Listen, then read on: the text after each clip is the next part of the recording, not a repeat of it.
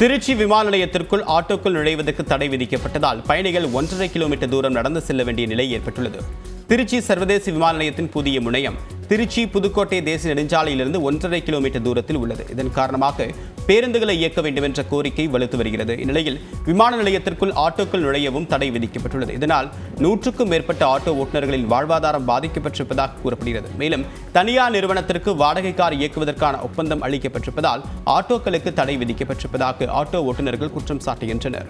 இங்கேருந்து வெளிநாட்டுக்கு வேலைக்கு போகிறவங்க எல்லாமே படித்தவங்களாவோ கோடீஸ்வரனாவோ இல்லை, எல்லாம் நடுத்தர வர்க்கத்தை சேர்ந்தவங்க தான். அவங்க எது கம்மியாக இருக்கோ அந்த வாகனத்தை அவங்க சொந்த சுய விருப்பத்தில் எடுக்கிறதுக்கு அவங்களுக்கு உரிமை உண்டு. ஆனால் அதை தடுத்து காரில் தான் போகணும், கார்ப்பரேட் கம்பெனி தான் சம்பாதிக்கணுன்ற மாதிரி ஒரு சூழ்நிலையை உருவாக்குறாங்க. இதுக்கு நீதி கேட்டு இந்த 60 தொழிலாளிகளும் போராடிக்கிட்டு இருக்கோம். எங்களோட குடும்ப ரொம்ப கஷ்ட சூழ்நிலையில் இருக்குது. இதனால் எங்கள் குழந்தைங்க படிக்க முடியல.